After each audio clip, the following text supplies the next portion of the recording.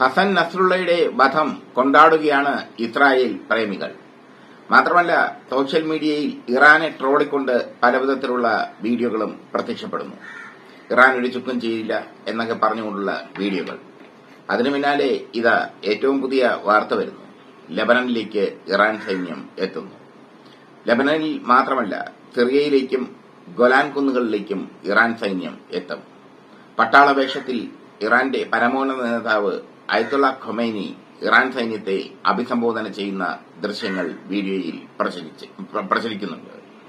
Khomeini പട്ടാളവേഷം അണിഞ്ഞാൽ അതിനൊരു തീരുമാനമുണ്ട്. ലക്ഷ്യം കണ്ടതിനു ശേഷമേ പട്ടാളവേഷം അഴിക്കുകയുള്ളൂ.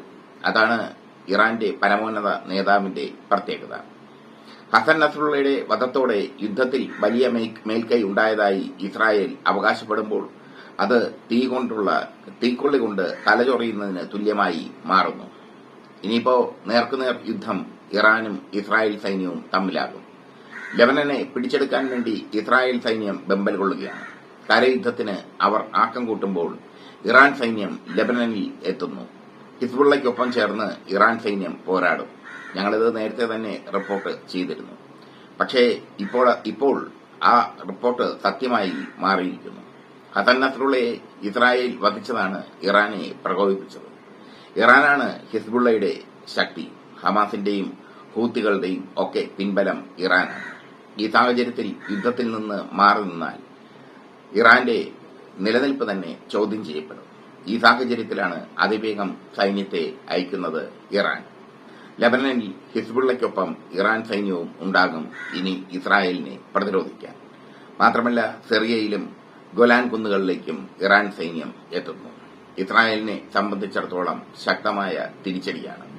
ഇസ്രായേലിനെ സംബന്ധിച്ചിടത്തോളം ഇനിയാണ് യഥാർത്ഥ യുദ്ധം ഇസ്രായേൽ കാണുന്നത്.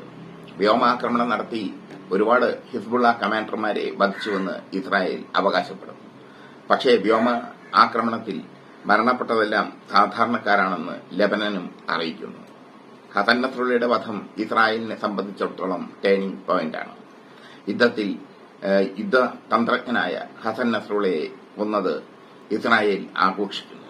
ഇസ്രായേൽ പ്രേമികൾ ആഘോഷിക്കുന്നു. പക്ഷേ ആ ആഘോഷങ്ങൾക്ക് വലിയ നേരമില്ല, അല്ലെങ്കിൽ വലിയ സമയമില്ല എന്നുള്ളത് ഇപ്പോൾ വ്യക്തമായിരിക്കുന്നു. ഇറാന്റെ നീക്കങ്ങൾക്ക് ആക്കം കൂട്ടിയിരിക്കുന്നു. മാത്രമല്ല, ഖൊമൈനി മിലിറ്ററി വസ്ത്രം ധരിച്ചത്, പട്ടാളവേഷം അണിഞ്ഞത് ഒരു സൂചനയാണ്, യുദ്ധത്തിന്റെ സൂചന. ഇനി യുദ്ധം കഴിഞ്ഞു മാത്രമേ അദ്ദേഹം പട്ടാളവേഷം അഴിക്കുകയുള്ളൂ. ഖൊമൈനിയെ ഇറാൻ സുരക്ഷിതമായ സ്ഥാനത്തേക്ക് മാറ്റിയിരിക്കുകയാണ്.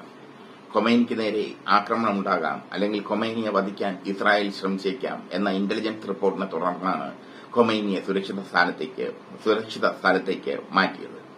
ഇതുവരെ ഇറാൻ സംയമനം പാലിച്ചിരുന്നു. പക്ഷേ ഇനി സംയമനത്തിൽ അർത്ഥമില്ല എന്ന് ഇറാൻ തിരിച്ചറിഞ്ഞിരിക്കുന്നു. ഇറാന്റെ തലസ്ഥാനമായ ടെഹ്റാനിൽ വെച്ചാണ് ഹമാസ് തലവൻ ഇസ്മായിൽ ഹനിയെ ഇസ്രായേൽ വധിച്ചത്. അതിനുശേഷം ഇറാന്റെ അടുത്ത സുഹൃത്തായ ഹസൻ നസ്രുള്ളയും വധിച്ചിരിക്കുന്നു. എന്തായാലും ലെബനനിൽ ഹിസ്ബുള്ളയ്ക്ക് ശക്തി കൂട്ടിക്കൊണ്ട് ഇറാൻ സൈന്യം എത്തുന്നു.